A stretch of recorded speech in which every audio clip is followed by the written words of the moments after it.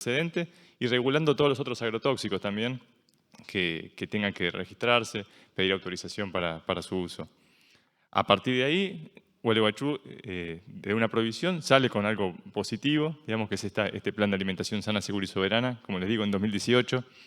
Yo en esa época no estaba en la municipalidad y yo era como vecino, cuando fui a escuchar este anuncio no lo podía creer, digamos, que un municipio prohíba el glifosato, que saque un plan de alimentación, que un municipio se haga todo esto, me parecía una locura. Y bueno, después de 5 años de estar yo presentando el programa, me parece también que está bueno que todos nos involucremos en el sistema alimentario, ya sea desde consumidores o desde, no sé, participar de las compras, participar activamente en producir también alimentos, ser, bueno, este concepto de prosumidores.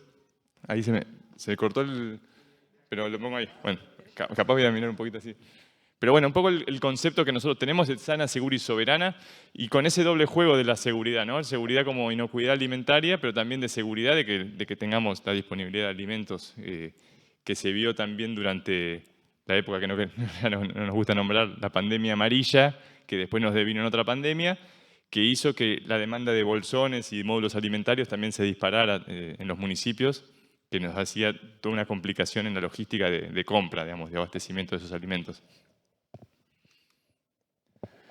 Bueno, les pido disculpa que no pudo participar Martín Roberto Piaggio, que es el secretario.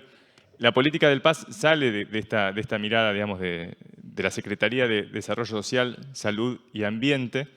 ¿Y por qué viene de ahí? Bueno, por esto, Gualeguaychú tiene una mirada muy fuerte vinculada a la salud, porque tanto el actual intendente como el secretario de Salud, el anterior viceintendente también eran médicos. Entonces, la mirada de salud está integrada en todas las políticas públicas.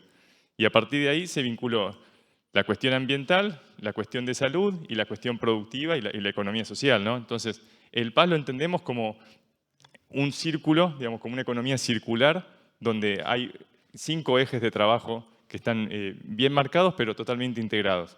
Por un lado, lo vinculado a la producción primaria, que son acciones que tenemos.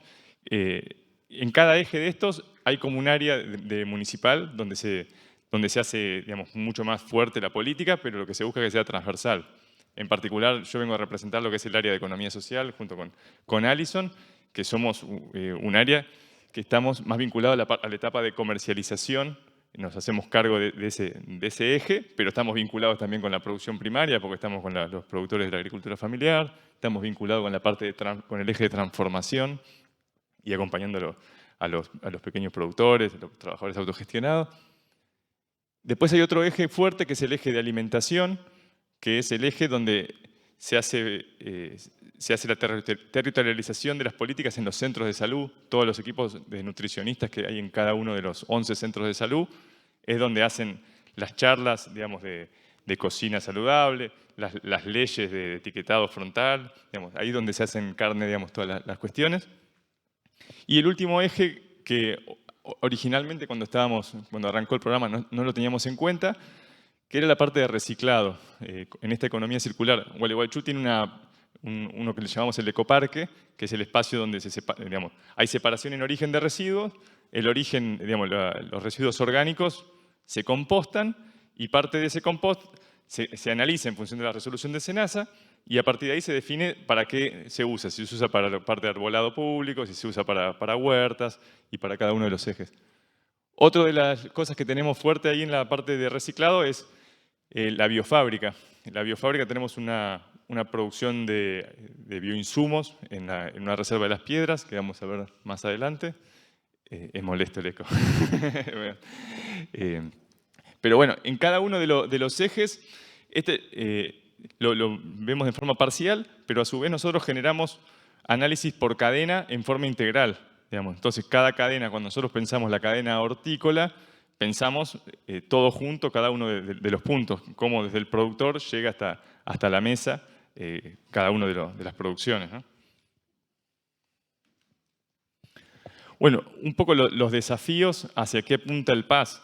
Esto era un folletito que teníamos hace tiempo, que después lo actualizamos en función de las guías alimentarias. El PAS, bueno, como mirada ambiental también aporta los ODS, que están un poco de moda, pero Pero bueno, esto es en función de la guía alimentarias argentinas, cuál es el consumo de alimentos. Ahí se puso. Entonces, ¿cuál sería el consumo teórico, ¿no?, de alimentos para una población como la de Gualeguaychú? ¿Cuántos serían las demandas por mes de litros de leche o de kilogramos de yogur, queso fresco, huevos, carnes, hortalizas, frutas, aceites, agua segura y legumbres? Y con este dato teórico nos permitió, con un precio de referencia, precio de mercado de algunos de los productos, decir cuál es el mercado de alimentos teóricos de Gualeguaychú. Y ahí vemos que a la derecha que el 33% del monto en plata termina siendo las carnes. Esto es lo que nos permitió a nosotros también priorizar cuáles son los proyectos que tenemos que impulsar, porque uno cuando arranca habla sobre soberanía alimentaria, lo primero que sale es la huerta familiar, que está buenísimo, es importantísimo, pero también tenemos que ver todo el mapa completo, ¿no? Y reconstruir un sistema alimentario es complejísimo. Nosotros lo que tenemos claro es que el mapa completo con los datos de cada uno de los puntos no lo vamos a tener nunca, porque si yo me tomo 4 años o 2, 3 años en tener los datos puntuales de cuántas parcelas, cuántas acelgas produce cada uno, para ver si recién ahí, si intervengo en el sistema de alimentos, no, se me pasó el tiempo de gestión y no pude hacer nada.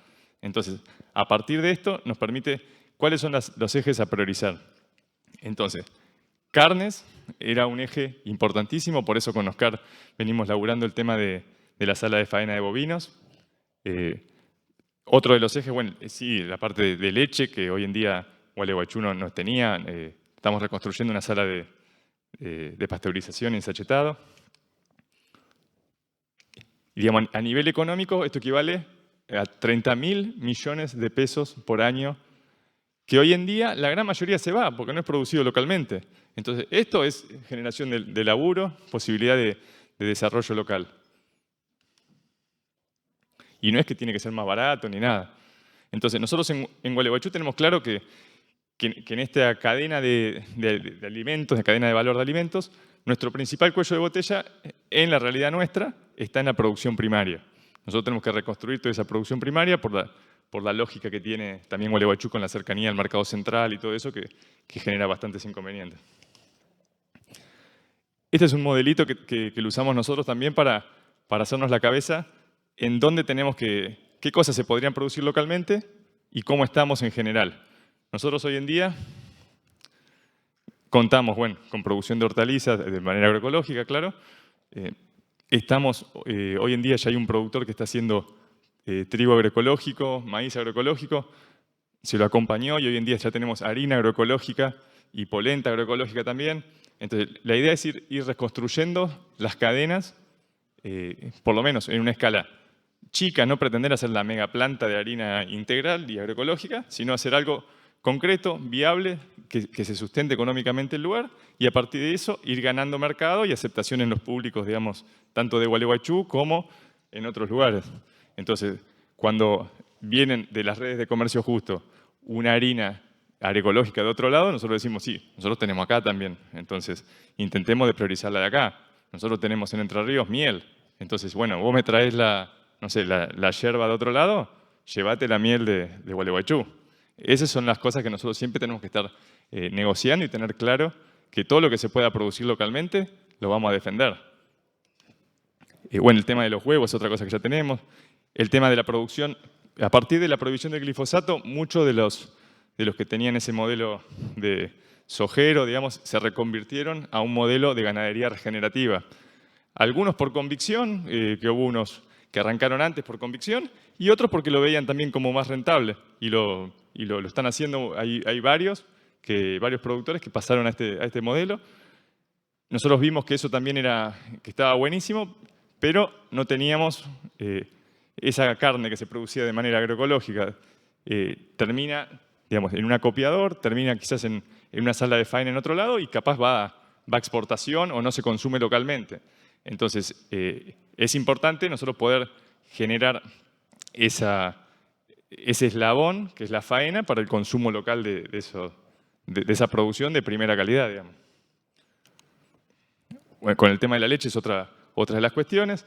El tema de los pollos, también vemos que nosotros en el mercado municipal, que se abrió hace 2 años, no contamos con huevos, pero no estamos contando con pollo pastoril. Entonces ahí vemos que hay una posibilidad también de trabajo, porque ahí la demanda está. Y después todo lo que es la parte de cerdos, se hizo una sala de faena en la granja penal para poder abastecerlo. Una de las cosas que nos falta también es generar la planta de alimento balanceado de alimentos agroecológicos. Hay alguna incipiente, chiquita, y queremos que se potencie. Porque también eso nos permite, si nosotros quisiésemos intervenir en los valores de los alimentos en general, nosotros interviniendo desde el municipio en la producción del cereal, intervendríamos en el valor del alimento balanceado y directamente en el huevo, en la carne de pollo, en la carne de cerdo, como que sería algo a futuro a poder analizar. Bueno, acá están los diferentes proyectos que tenemos hoy en día: la pasteurización ensachetadora de leche, la sala de faena, lo que es la parte hicimos un parque huerta. En la parte de producción de alimentos tenemos por un lado lo que es una reserva, que es la Reserva Agroecológica de las Piedras, que se hizo una colonia agrícola junto con un convenio con la UTT, y generamos un espacio de producción que es, les llamamos bioparque, que es un espacio donde las familias y las organizaciones sociales pueden hacer uso de un terreno de 600 metros cuadrados donde pueden producir. Ahora lo vamos a ver más adelante. Acá un poco en el eje más que nada lo que es la parte de producción hortícola, cuáles son las diferentes miradas y acompañamientos que nosotros le hacemos a cada uno del sujeto productor, porque no es lo mismo una huerta institucional que tiene capaz un fin más de difusión de la alimentación saludable, o una huerta quizás de un centro de salud, capaz con un carácter también de esas características, o de acompañamiento más terapéutico si se quiere, a una huerta familiar que está arrancando, o una huerta comunitaria que tiene otro rol diferente, estos bioparques. ¿Y cómo hacemos que todos estos sean insumos para que se transformen en nuevos productores? Que los viejos productores vuelvan a producir y haya nuevos productores, porque entendemos también que tiene que haber una nueva ruralidad. Y que sea viable, porque queremos que le vaya bien. El tema del precio justo también es importante. Son debates que tenemos permanentemente en las ferias, que hay productores que, nos pasó la semana pasada, está vendiendo a 150 pesos el atado de acelga. No queremos eso. No tiene que regalar la verdura. Nosotros queremos que los modelos de producción local, de producción agroecológica, sean además viables económicamente. No queremos que mate a la gente, digamos, pero sí que le vaya bien. Y acá algunos de los programas que tenemos nosotros, bueno, la parte de entrega de semillas, que junto con la gente del Pro Huerta, del INTA, también se hace compras desde el municipio para reforzar un poco eso, que se hace directamente desde los centros de salud, porque lo que intentamos es todas las políticas públicas llevarlas a los centros de salud o a los centros integradores comunitarios, que sean a través de ahí los que hacen ese rol de cercanía, de municipio de cercanía. Los diferentes, el tema de las huertas comunitarias fue algo que durante la pandemia anduvieron muy bien, arrancaron muchas con esto y hoy en día, digamos, están produciendo. En algunos de los centros de salud, como vimos que la lógica de la huerta en el centro de salud era más unas ganas que teníamos nosotros que algo que perduraba en el tiempo, eso se fue desarticulando, fue decayendo, porque es parte de ir haciendo y evaluando lo que estamos haciendo. Si esto no cuaja, tenemos que escuchar a la gente y cuáles son lo que nuclea a la gente. Por eso empezamos a generar lo que son las mesas de soberanía alimentaria, que son a través de los centros de salud. Son espacios de intercambio de experiencias, de semillas, de saberes. Y no es antes lo que nucleaba capaz era ir ahí a la huerta, que por ejemplo con la sequía que pasó el año pasado, este verano pasado, muchos se desmotivaban. Entonces ahí estos espacios de encuentro generan otra cosa, digamos. Acá están las diferentes huertas comunitarias que les comentaba. Esta es una que arrancó durante la pandemia también. Y después está lo que es la reserva, la colonia de las Piedras. En las Piedras, bueno, es una reserva que se destinó una parte de la reserva tiene 312 hectáreas y de las cuales hay 60 hectáreas que se destinaron a lo que es la producción agroecológica, para demostrar que se puede producir alimentos respetando y regenerando el ambiente, ¿no? Ahí tenemos, por un lado, un módulo de producción agroecológica ganadera, de pastoreo regenerativo, con productores de la zona que traen los animales y son tenidos ahí. Después están las parcelas de huerta agroecológica con la UTT.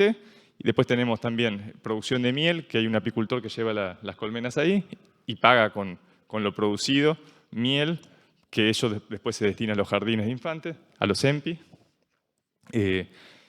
Y estamos... Bueno, acá hay unas fotos de Gualeguaychú. Esta es la Reserva de las Piedras, digamos, la producción agroecológica. La miel. Bueno, acá atrás se ve lo que es abajo a la derecha.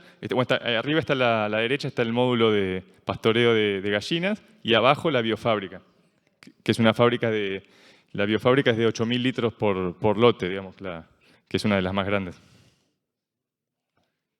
Después están los diferentes mesas de trabajo que tenemos con la gente del INAPSI, de SENASA, de INTA, que nos juntamos para evaluar los proyectos que estamos teniendo, lo que tenemos adelante, y hacia dónde vamos a ir, porque muchas veces nos pasa que llegan financiamientos bastante enlatados y nosotros tenemos que articular ese financiamiento con lo que nosotros vemos como prioritario, que un poco lo hablaban hoy en día, cómo lo bajamos a nuestra realidad y lo acomodamos. Después del municipio también lo que se hizo fue modificar normativa, por ejemplo la parte de la tenencia de gallinas ponedoras, porque antes estaba prohibido en la zona urbana. Nosotros modificamos eso a través de un registro y una solicitud de un permiso. Hoy en día se puede volver a tener. Hay un programa de entrega de árboles también. Se están poniendo árboles frutales en las plazas. Se hacen huertas en las plazas. Como que todas las áreas municipales, como espacios públicos, por ejemplo, se hizo carne de esta política pública que no depende directamente de él, pero es una política transversal. Las diferentes ferias que tenemos, agroecológica, la Feria Verde, bueno, el mercado que se inauguró hace 2 años, el mercado después pasó a hacer lo que es el mercado en tu barrio, porque veíamos que también para tener mayor cercanía con las vecinas, los vecinos, se hizo el mercado en tu barrio. Ahora estamos por inaugurar, que no se puede inaugurar, la despensa del nodo solidario del Ministerio de Obras Públicas de Oscar. Así que es otro punto que se suma a nuestra red de venta de productos de la agricultura familiar. Y por otro lado, un programa que les voy a contar brevemente, porque que está bueno, de cómo pasamos nosotros de un sistema de entrega de bolsones a personas en situación de vulnerabilidad, que eran bolsones de alimentos secos, no ultraprocesados, pero cómo pasamos a un sistema de una tarjeta municipal donde las personas hoy en día pueden elegir qué comprar. Se hizo un acuerdo de precios con los proveedores y a partir de ahí, además, luego de 1 año de funcionamiento de esto, se habilitó el mercado municipal y las ferias. Y esto lo que hace es vincular un programa de seguridad alimentaria con un programa de soberanía alimentaria. Hoy en día, esta tarjeta llega a 2.000 personas, 2.150 personas, y representa fondos municipales, un aporte de 22 millones de pesos por mes. De estos 22 millones de pesos, hoy en día, cerca del 15% van al mercado municipal. Y eso es un número muy, muy alentador. Hoy en día los productores estaban apurados de que salga la cooperativa porque se estaban pasando con la facturación. Entonces, lo que quiero traerle a ustedes es cómo pensamos políticas públicas creativas que puedan generar procesos virtuosos de reconstrucción de este tejido productivo local. Y bueno, y un poco la pregunta que era hoy, si sano, seguro y soberano, nosotros entendemos que tiene que ser todo, ¿no? Tiene que ser sano, seguro, soberano y de la agricultura familiar y de la economía social, popular y solidaria. Muchas gracias.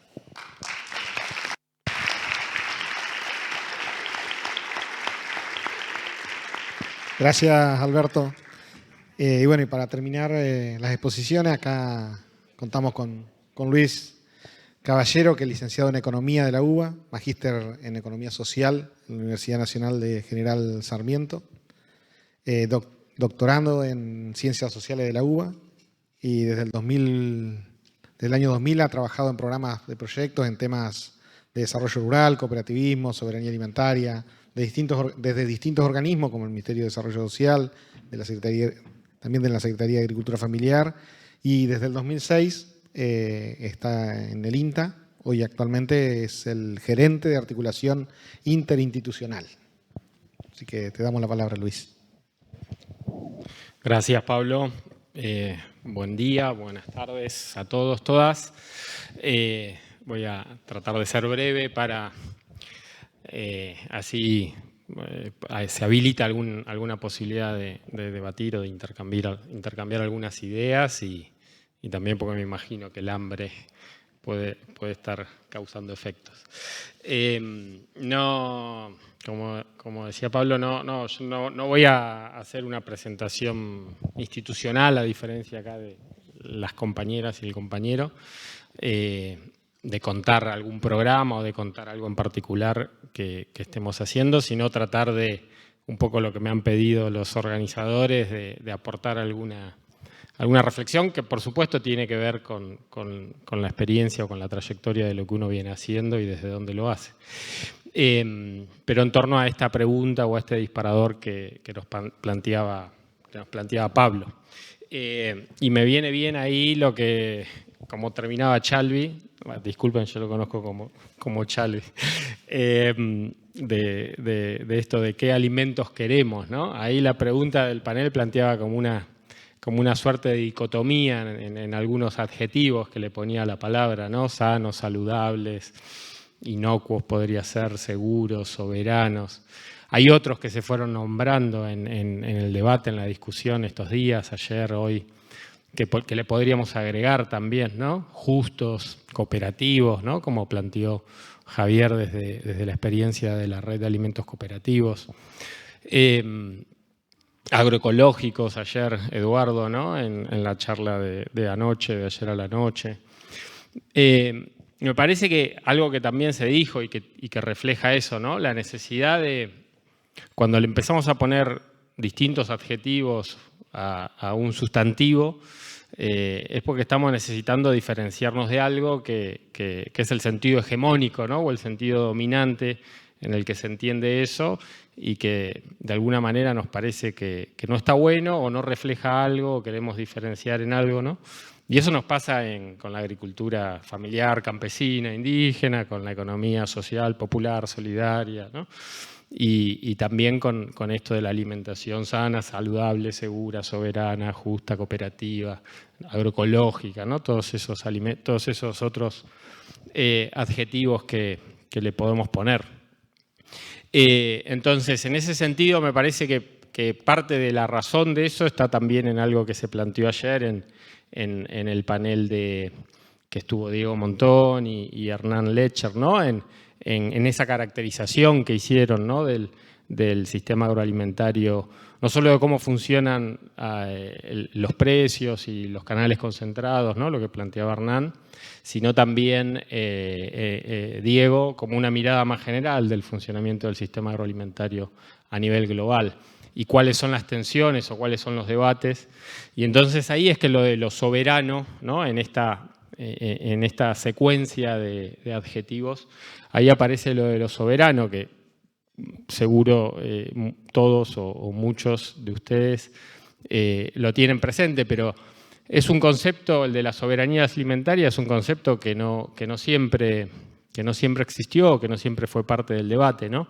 Es una propuesta que surge desde los movimientos sociales en el año 1996, en el marco de una serie de transformaciones a nivel global, ¿no?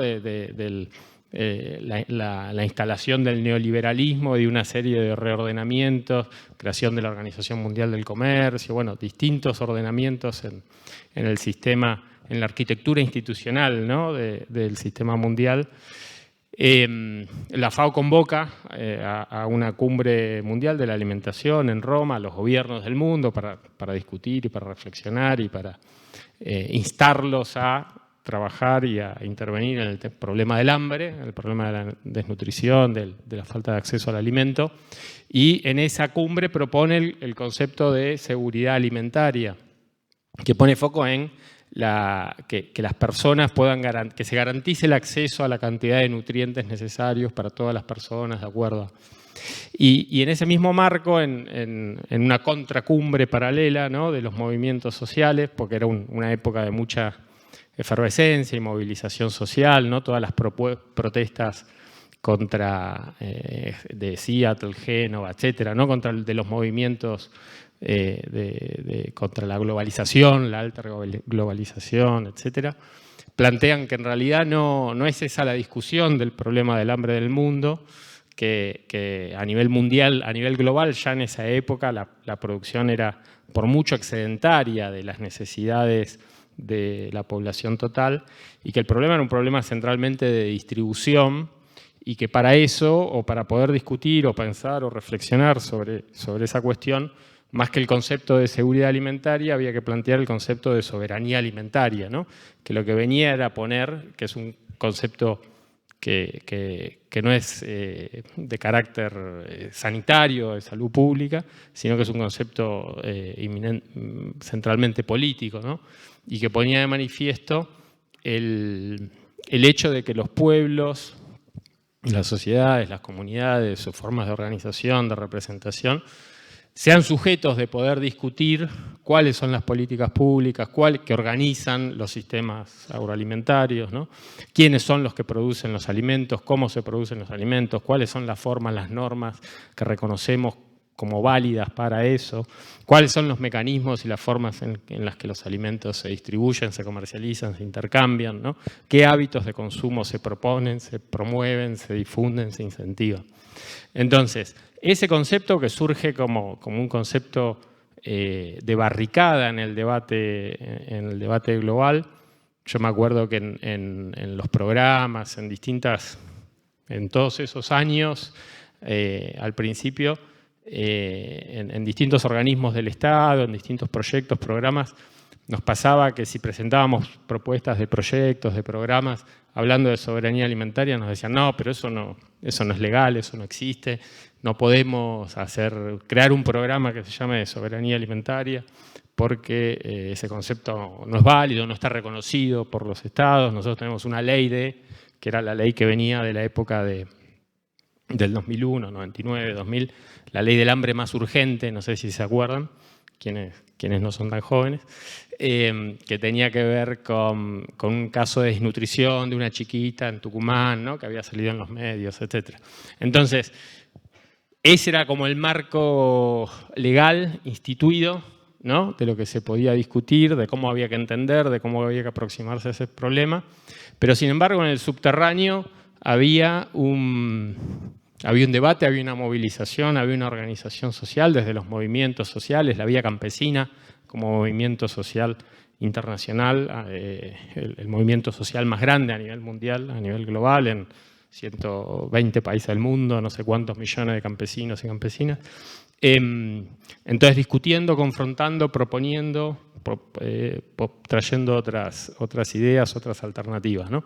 Y eso que surge ahí, en ese marco, en ese concepto, hoy en día, de alguna manera, es el paradigma, me parece, que engloba todas las discusiones que se dieron en los paneles de ayer, de hoy, en el sentido de que es el paradigma, de que es el horizonte, y es el que marca el debate de cuál es el debate en términos de la organización del sistema agroalimentario a nivel global, ¿no? En el mundo, a nivel global, la FAO, los gobiernos, Naciones Unidas y los distintos movimientos y organizaciones en distintos ámbitos de FAO, en los comités que tiene FAO donde participan los movimientos y la CIP, que es la comisión donde participan los movimientos y las organizaciones campesinas, de agricultores, etcétera, discuten estas cosas. Y ahí básicamente hay dos modelos, ¿no? O ese es el paradigma que se presenta o que se ofrece y se muestra como posibilidad o como alternativa, ¿no?, para la organización del sistema agroalimentario a nivel global, desde un enfoque de derechos, ¿no?, de un reconocimiento, desde una primacía, no desde las lógicas de las corporaciones, de las empresas, de la ganancia, del lucro, del negocio, que a veces son imperativos que están, ¿no?, que los reproducimos incluso consciente o inconscientemente, no solo en los debates esos a nivel global, sino individualmente en nuestros nuestros espacios microsociales, muchas veces, respecto de la rentabilidad y la productividad, ¿no? Ayer, después de que fue el acto de apertura, nuestro presidente del INTA, fuimos a una reunión con todo el equipo de compañeros y compañeras del INTA de la Estación Experimental de Paraná, y ahí en una conversación se planteaba que como la ciudad va creciendo y la mancha urbana llega ya hasta zonas que antes eran rurales, en los campos o en parte de los campos experimentales hay lugares donde ya son colindantes con los barrios y entonces hay un problema de que tienen que revisar cuál es el modelo productivo que se aplica en esos lotes o en esas franjas, y había quienes se quejaban de eso, ¿no? En vez de verlo como una oportunidad para llevar adelante un proceso de transición a la agroecología y poder poner en práctica otras experiencias que vimos en las que también hay otros compañeros de INTA involucrados y con protagonismo, un poco lo que contó ayer Eduardo de Barrow y otros lugares en el sur de la provincia de Buenos Aires, que muestran que se puede llevar adelante producciones extensivas bajo un enfoque agroecológico, con los mismos niveles de rendimiento y de productividad y con muchos mejores márgenes, por muchos menores costos, ¿no? Entonces, me fui de tema, pero volviendo al hilo que me había propuesto, a lo que iba con esta primera idea que quería compartir es esto, ¿no? Que me parece que el foco es poner, o el aporte quizás que quería traer al debate, al intercambio, es que si reconocemos a la alimentación, ¿no? Como un hecho social y como un hecho político, eso implica asumir que hay disputas, hay diferencias, hay procesos de movilización social, de organización social, que son los que van generando el debate y van abriendo los cauces para nuevas formas de reconocimiento de institucionalidad o de derechos, ¿no? La práctica precede al derecho, lo contó Chalvi con lo de Gualeguaychú, ¿no? Una comunidad con una historia, con un conflicto ambiental, ¿no? Y cómo de ese proceso histórico surge o nace o se reconfigura, se recrea una propuesta de llevar adelante una política pública con un sentido de producción, de sostenibilidad ambiental. Las compañeras no lo dijeron, pero me parece que es así, me corrigen porque ustedes saben más. Lo mismo pasó con la ley de etiquetado frontal, ¿no? O sea, yo por lo menos tengo ese registro de durante mucho tiempo un proceso de movilización social que planteaba y decía, che, miren, ¿cómo puede ser en Chile, en Uruguay, en no sé dónde, ¿no? Hasta en Chile, que supuestamente es el país que liberal, antirregulación, etcétera, etcétera. Los alimentos que tienen alto contenido de azúcar, alto contenido de grasa, bueno, tenemos que hacer algo como Argentina, ¿no? Toda esa sensibilización, toda esa movilización, todo ese proceso genera las condiciones para, ¿no?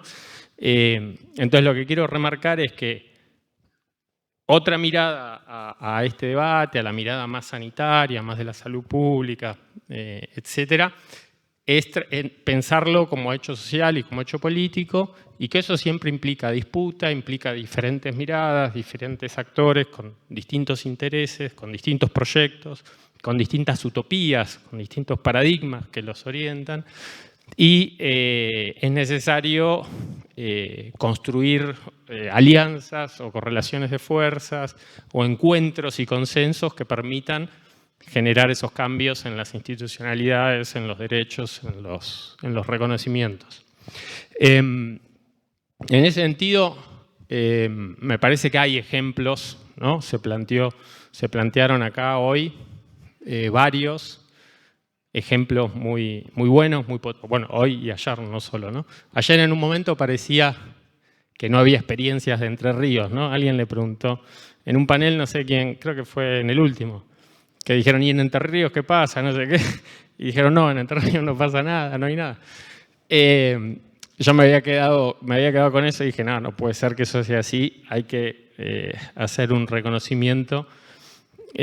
Sobre todo dos, diría yo, o en mi humilde opinión de lo que yo no soy entrerriano, soy de Flores, de Buenos Aires, pero de lo que conozco, de lo que he trabajado por acá, me parece dos grandes reconocimientos o dos grandes tipos de experiencias y de trabajo, ¿no?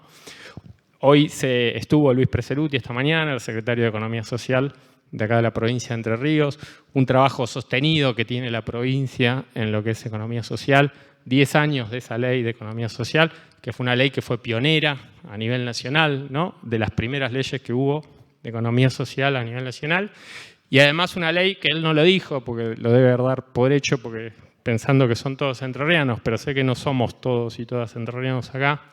Una novedad que trajo esa ley, a diferencia de muchas otras en otras provincias, es que generaba un fondo a partir de los impuestos, de una tasa, no sé, de la lotería, del juego a nivel provincial. Entonces tenía un financiamiento propio, ¿no? Esa ley. No solo tenían la buena capacidad que tienen el equipo de ellos siempre, que ha tenido, de articular con distintos programas y organismos a nivel nacional y de buscar otros financiamientos, sino también en poder generar proyectos y acompañar desde los propios recursos que generaban.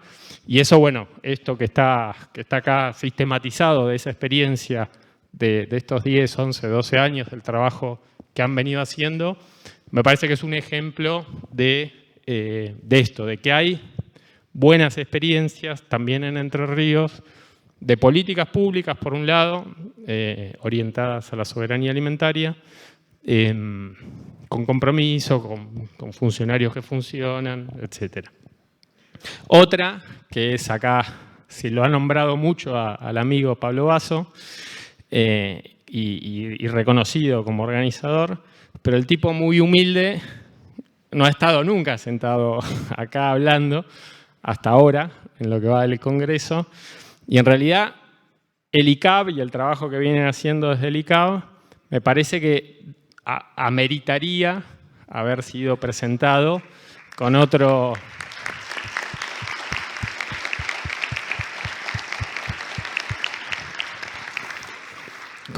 Con otro detalle y con mucha más justicia de las 2 o 3 cositas que voy a decir yo, con ignorante de la profundidad, digamos, ¿no? Pero la provincia de Entre Ríos tiene un sistema de registro y de habilitación para alimentos agroecológicos que salen de los sistemas participativos de garantía, como la experiencia que se contó ayer de Concordia, que contó Anabel, ¿no?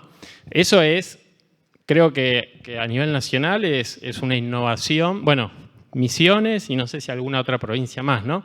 Tiene, porque por ejemplo, la provincia de Buenos Aires tiene reconocimiento y certificación de productores que se los reconoce como agroecológicos, pero es un reconocimiento al productor que no implica una certificación del producto, del proceso, etcétera, ¿no? No implica una habilitación de tipo sanitaria y vinculada a los procesos de comercialización.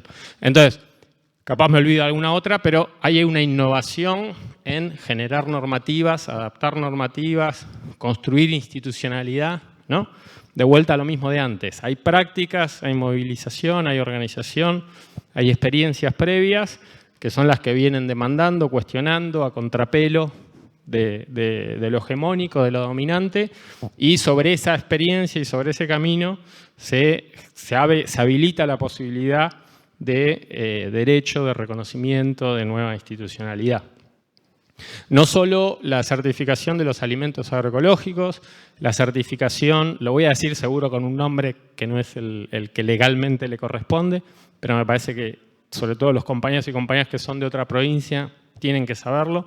También Entre Ríos es una provincia pionera en generar un sistema de habilitación de las cocinas domiciliarias vinculadas a la economía popular, a la agricultura familiar, a los distintos sujetos. Una certificación conjunta entre la Secretaría de Agricultura y el ICAB y no sé si desarrollo social. En fin, ven, los tendrían que venir a contar ellos acá para contarlo con el detalle correcto, pero tiro los títulos por lo menos porque me parece que es importante.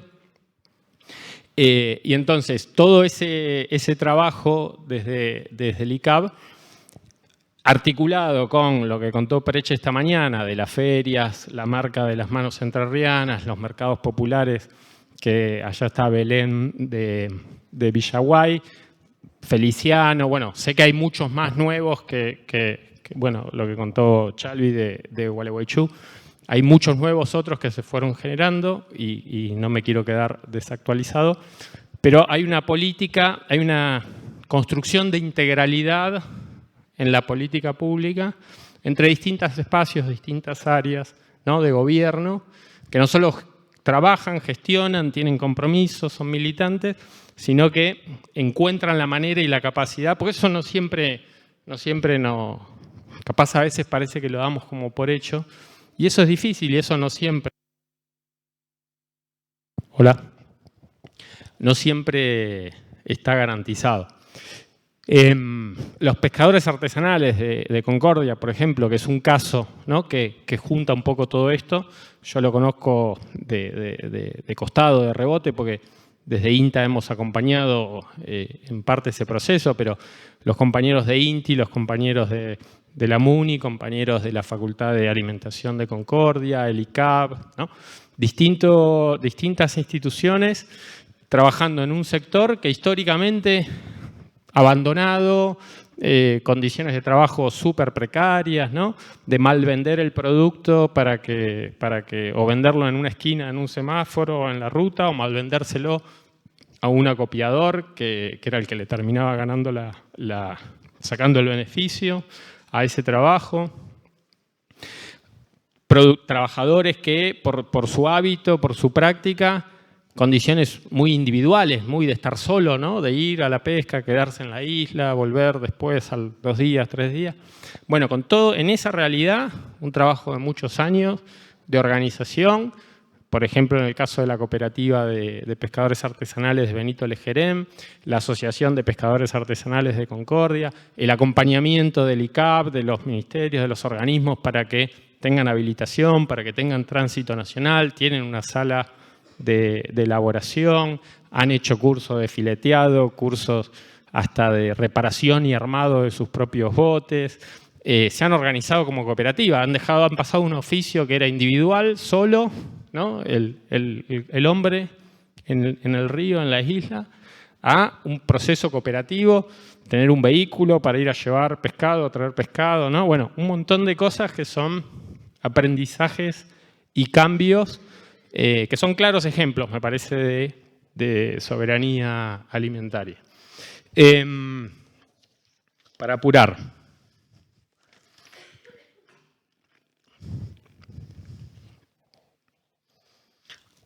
También hay una tesis de una compañera acá que no está, pero de acá de Entre Ríos, Dayana Pérez, una tesis de acá de la UNER, que cuenta y recupera distintas experiencias. Ayer se dijo, por esto que dijo ayer Eduardo, que no había agroecología en Entre Ríos.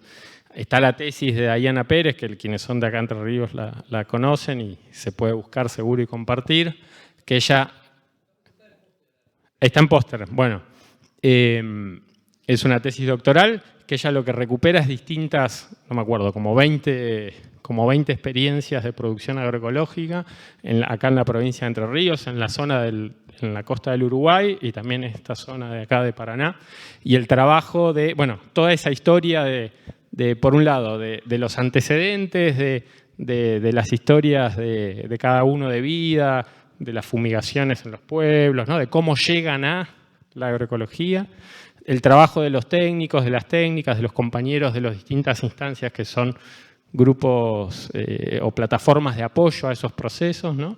Y después todas las transformaciones, no solo en lo productivo, en lo comercial, sino en las subjetividades también, ¿no? Porque me parece que hay una cuestión ahí que a veces viene bien, y con esto ya cierro, viene bien traer al debate o a la reflexión, o por lo menos para agregar algunas cosas que que se han dicho acá estos días, que es el tema de las subjetividades, ¿no? ¿Qué imágenes estamos generando desde nuestras prácticas, desde nuestro rol en el Estado, en las políticas públicas, las organizaciones desde su práctica, desde sus procesos, ¿no? ¿Qué nos hace pensar que haya muchos pibes y pibas que en su primer conexión con el mundo electoral elijan opciones radicales de derecha, opciones que tienen discursos que nos parecen que no representan para nada ni la rebeldía, ni los nuevos derechos, ni ninguna de esas cuestiones, ¿no? Entonces, me parece que frente a eso no corresponde enojarse, ¿no? O sea, nos equivocamos si frente a eso nos enojamos o lo tratamos como algo despectivo. Acá hay un montón de pibes y pibas jóvenes que capaz han votado por primera vez, capaz han votado a Milei también, o no, pero sus amigos, sus compañeros en la escuela, ¿no? Porque si uno mira los datos, en algún lugar están esos votos. Entonces, me parece que el foco ahí es... hay unos videitos que están haciendo unos compañeros, Néstor Borri, Santi Barassi y Pedro Saborido, los pueden buscar en YouTube, que están muy buenos, como para ayudar a pensar, ¿no? en estas coyunturas, algunas cuestiones, cómo conectarse en ese diálogo, ¿no? Escuchar con respeto, encontrar como por dónde pasan los nudos, ¿no? De los enojos, de las frustraciones, de las cosas que en lo que hemos hecho como Estado, como organizaciones, hemos fallado y no ha sabido dar respuesta, ¿no? Capaz tiene que ver con las cosas que estamos haciendo quienes estamos en estos ámbitos, o capaz tiene que ver con cosas que son mucho más de la macro y que nos exceden y nos trascienden, pero igual hay situaciones, o sea, hay motivos, hay razones y que ameritan esa escucha, ese respeto y tratar de encontrar desde ese tema, desde ese tono, desde ese enojo, a partir del diálogo, a partir de la propia experiencia, a partir de lo que uno conoce de la historia, a partir de lo que uno ha vivido, poder charlar, poder intercambiar, poder hacer pensar otras posibilidades también, ¿no? Me parece que tenemos ese desafío en el corto plazo, en el cortísimo plazo, pero eso se traduce después, más a mediano y a largo plazo, en revisar también nuestras prácticas de gestión y nuestras prácticas de llevar adelante, tanto desde el Estado, la política pública, como desde los espacios de las organizaciones, el trabajo y el rol de las organizaciones, ¿no? Se ha planteado ayer el tema de la articulación, las dificultades de la articulación, el problema de las normativas, la burocracia del Estado, que todo eso es cierto y es verdad, pero a veces nos pasa que incluso, además de eso, nosotros le agregamos que por un carácter frentista o por un carácter de distintas lógicas de parcelamiento, de divisionamiento, de generar quintas en los distintos organismos o espacios del Estado, hacemos todavía que eso sea más difícil, ¿no? Ya por ley es difícil, hace falta reformar la ley de procedimientos, distintas cuestiones para que fuese más fácil solo en términos administrativos, como dijo Preche. Si además encima generamos esas otras cuestiones, no estamos haciendo bien nuestro rol como servidores públicos, como funcionarios del Estado. Entonces nos falta mucho todavía, me parece, en ese plano, que ya es de otra temporalidad, no es de estos 15 o 20 días que quedan, sino que trasciende eso. Y me parece que ahí también tenemos cosas para reflexionar y para pensar en pos o hacia este horizonte de soberanía alimentaria. Por ahí me quedo a ver si se puede intercambiar. Gracias. Gracias, Luis. Me había prometido que iba a ser corto, pero bueno, fue media hora. No, bueno, ¿alguna pregunta?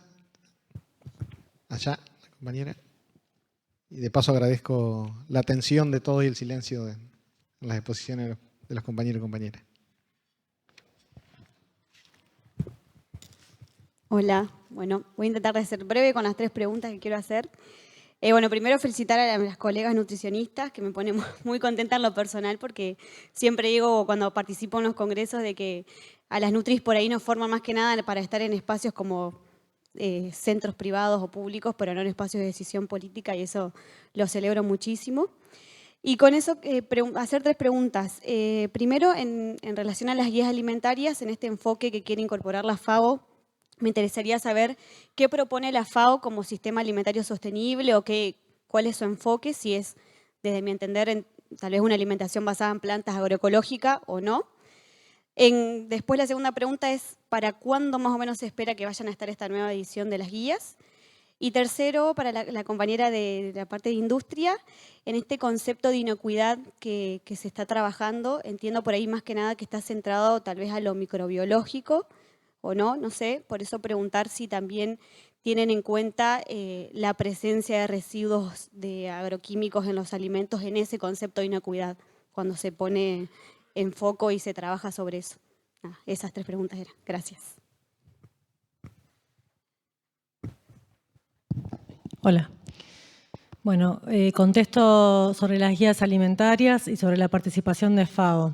Y hago la aclaración de que la metodología de FAO es una metodología que lo que propone es la incorporación del sistema alimentario como mirada amplia a las recomendaciones.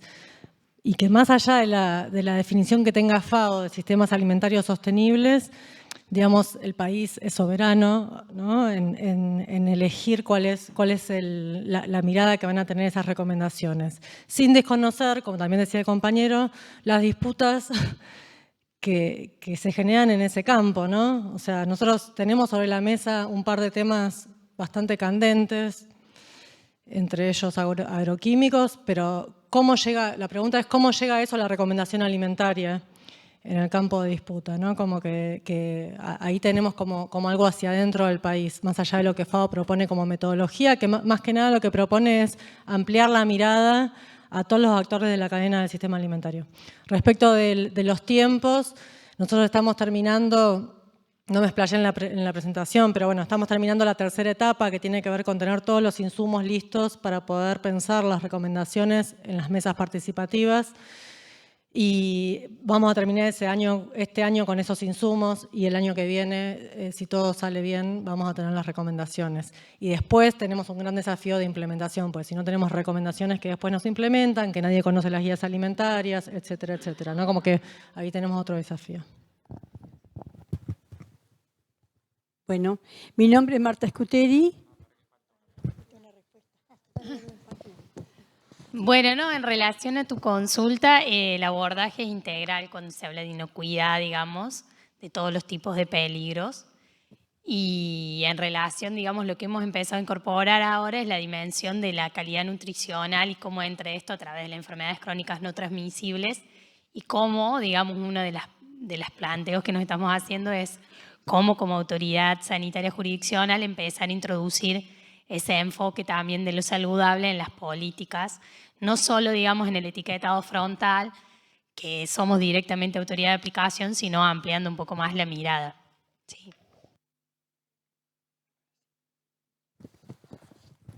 Bueno, mi nombre es Marta Scuteri, soy ex investigadora del INTA Castelar y ex profesora investigadora de la Cátedra de Toxicología de Alimentos de la Universidad Nacional de Luján, de la provincia de Buenos Aires.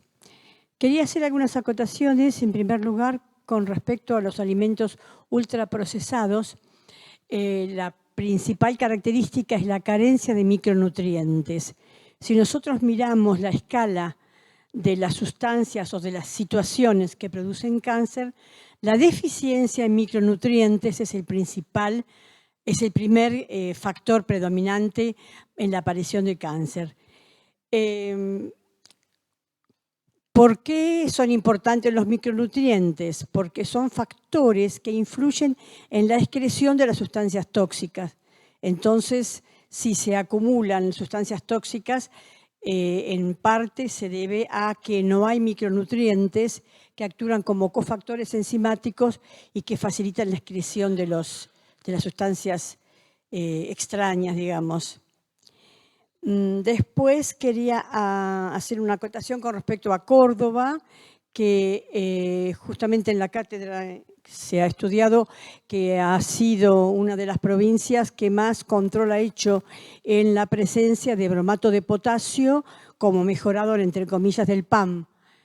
Sabemos que es un carcinógeno renal desde el 2010 que está prohibido el bromato de potasio, y en la ciudad de Córdoba se ha hecho mucho control, un screening importante, dándole a las panaderías que no tenían bromato, porque hay varias que la tienen y la siguen conservando en todo el ámbito de la República Argentina, le entregaban un sello verde como reconocimiento a que no estaban usando bromato. La importancia de esto es que el bromato se encuentra en el PAM y es un alimento que se come o se consume todos los días, y de ahí la importancia toxicológica. Y después, por último, quería hacer un comentario breve sobre la situación de los comedores escolares de las escuelas de doble escolaridad en Cava, en la ciudad de Buenos Aires. Mi nieta estuvo toda la primaria ahí, nosotros formamos comisiones para justamente hacer una verificación de la calidad y de los nutrientes y de la cantidad. Hemos llegado al extremo de que no tenían ni la cantidad de manteca ni la cantidad, etcétera, de distintos nutrientes, y eso sigue existiendo y sigue aumentando el problema. Y tengamos en cuenta que hay muchos focos de pobreza en Capital Federal. Eso es todo. Gracias.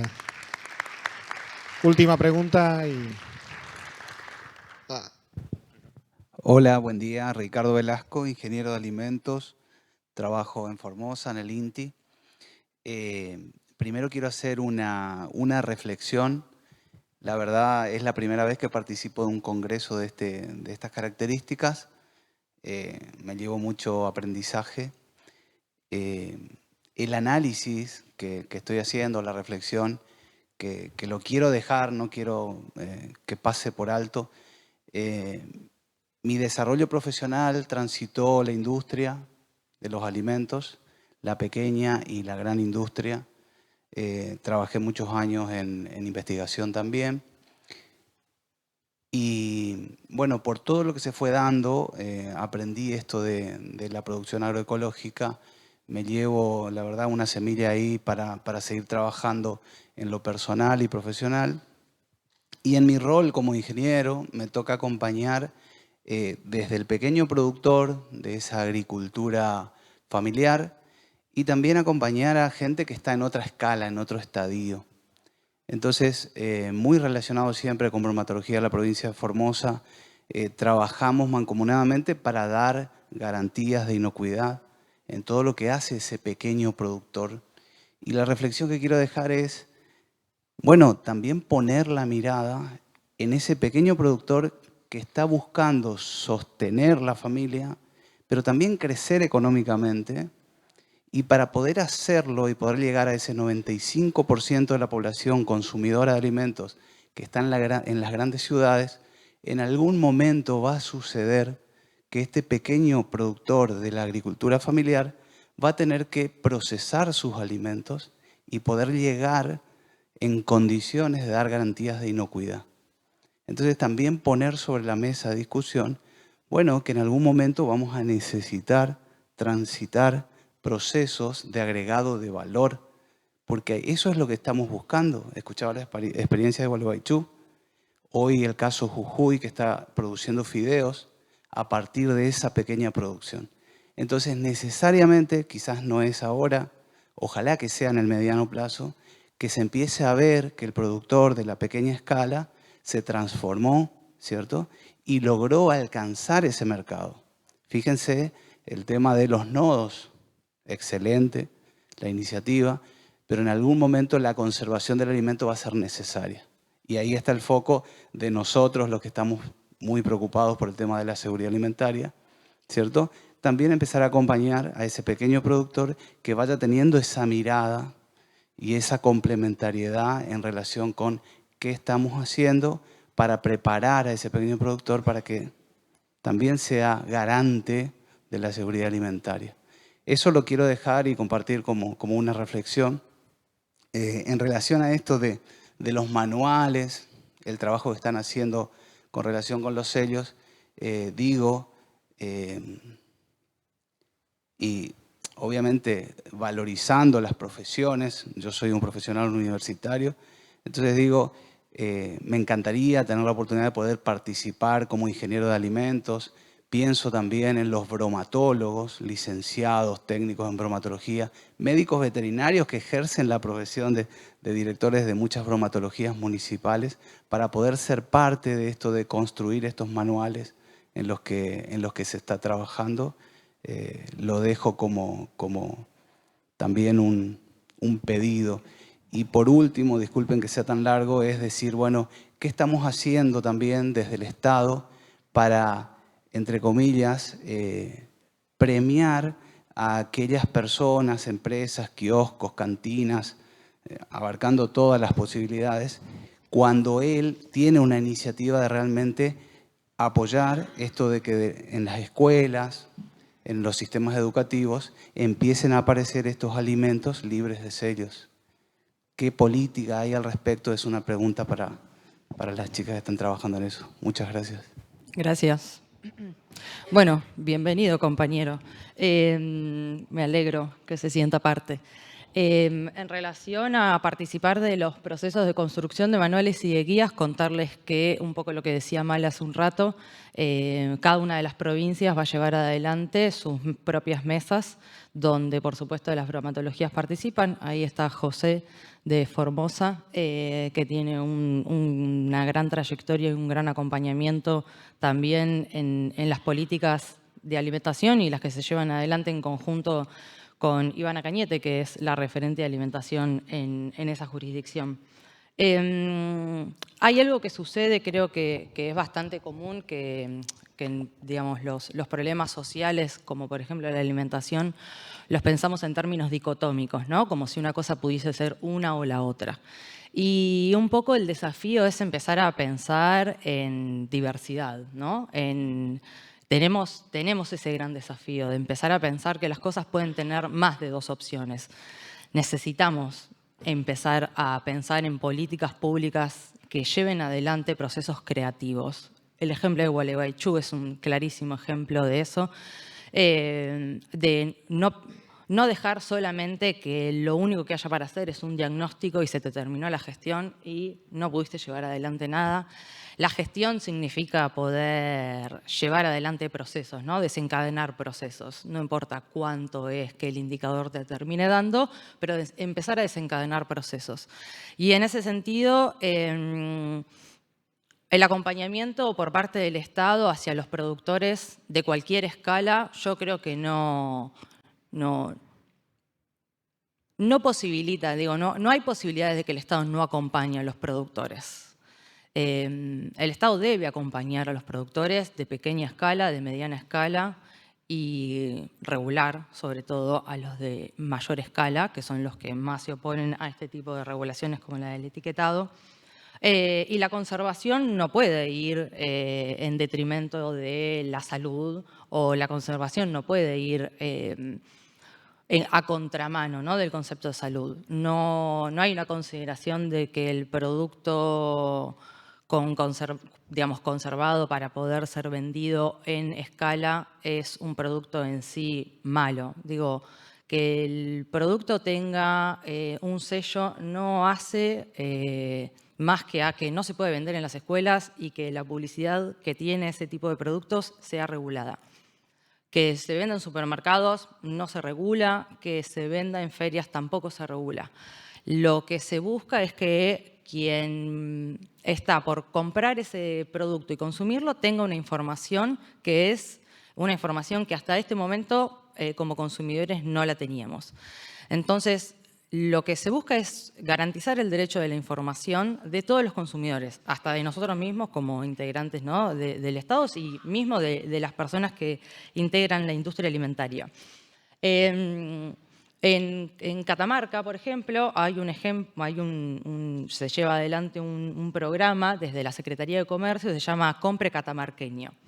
El Compre Catamarqueño es la Secretaría de Comercio acompañando a pequeños productores de productos regionales para que coloquen sus productos dentro de cadenas de supermercados, más pequeñas, medianas y grandes. Si la preocupación es cómo hace un pequeño productor para llegar a las grandes cadenas de supermercados o a poder colocar sus productos, digo, hay experiencias muy valiosas que hacen el Estado acompañando al productor en conjunto con, por ejemplo, la bromatología provincial, que garantiza que ese producto esté inscripto, que cumpla con la inocuidad, que cumpla con toda la salubridad que se necesita dentro del establecimiento. Necesitamos que los productos sean saludables, sean seguros y sean soberanos. No podemos estar eligiendo entre una cosa o la otra. Creo que la mesa un poco nos llevaba a plantear ese desafío. No hay una dicotomía, no hay opciones. Necesitamos llevar adelante todo esto junto. ¿Es difícil? Recontra. ¿Es un desafío? Recontra, digo. Es muy desafiante. Porque lo que necesita son muchos actores y actrices involucradas de manera permanente y que puedan además sortear gestiones y gobernancias, ¿no? Pero por eso nosotras cuando pensábamos en la presentación pensábamos en, bueno, hay niveles, ¿no? Hay distintos grados hay profesionales de salud o profesionales de muchos campos que conformamos equipos técnicos y muchas veces estamos más allá de quien está al mando y toma las decisiones, y ese trabajo integrado puede ser desde la base, ¿no? Desde los mismos compañeros que trabajamos en los distintos ámbitos y también desde los lugares que ocupan, ¿no? aquellos decisores políticos.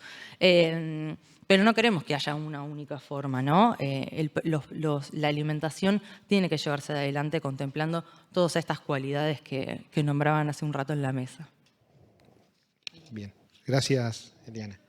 Sí, les propongo, por el tiempo, porque ya van a ser las 2 y algo, a las 3 tenemos que volver acá y hay que almorzar, tenemos, bueno, el patio de comida acá abajo para los que quieran. Hacer las consultas, expresarse los que están en lista de espera del micrófono y después el intercambio lo hacemos en el almuerzo. ¿Les parece? Espera, que van a hablar.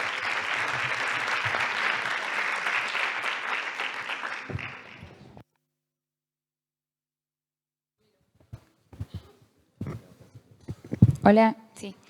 Bueno, yo soy Lucía, trabajo acá en Entre Ríos, tanto para pymes como para pequeños emprendedores que registran sus productos.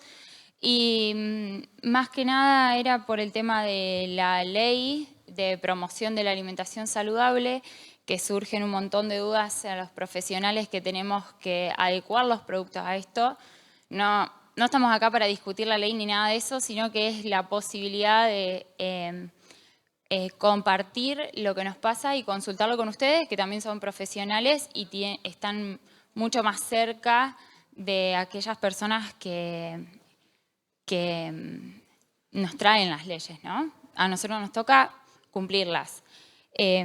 Primero que me parece que la ley, más allá de ser de promoción de la alimentación saludable, tiene una base muy comercial, que son los lineamientos de la OPS, que son mucho más comerciales que saludables si miramos que comparan, por ejemplo, miligramos de sodio con kilocalorías totales de un alimento o gramos, no sé, porcentaje de kilocalorías que aplica los azúcares en tanto a las kilocalorías totales del producto. Y traigo a colación un ejemplo para hacerme un poquito más clara en esto, que decíamos, bueno, alguien que va a buscar una gaseosa sabe que no es un producto saludable, ¿sí?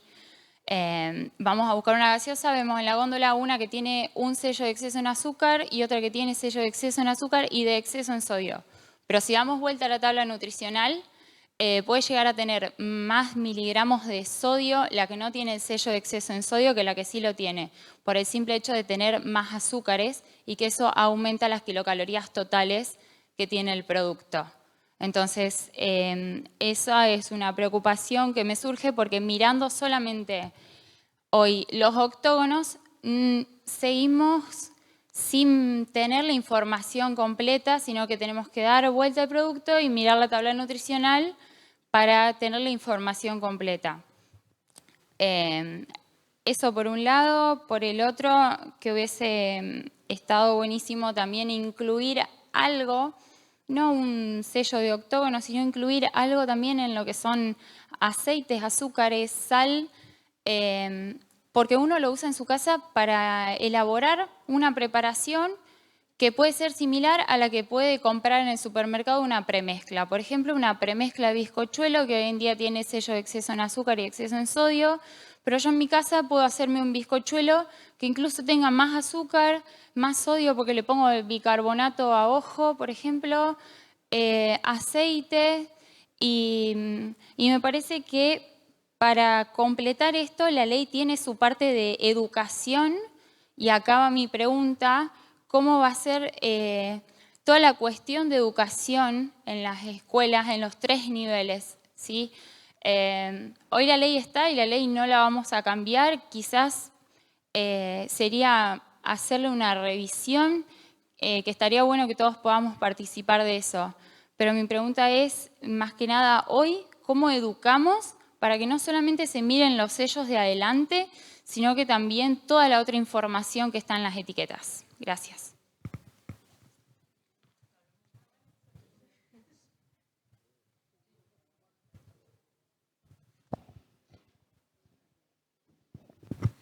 Hola, me llamo Micaela Zarate y somos estudiantes de la Escuela Alberdi, que queda en Oro Verde. Y yo le quería hacer una pregunta a Eliana. ¿Qué cambiarías o implementarías al plan de estudio de la carrera de nutrición? Gracias. Bien, bien. Bien la alberdina ahí. Muy bien, muy bien. Bueno, cerramos el panel. La verdad que, bueno, agradecerles a todos. Simplemente decir que, bueno, que sin la sociedad organizada y sin un Estado presente es imposible tener alimentos saludables, justos y soberanos. Gracias.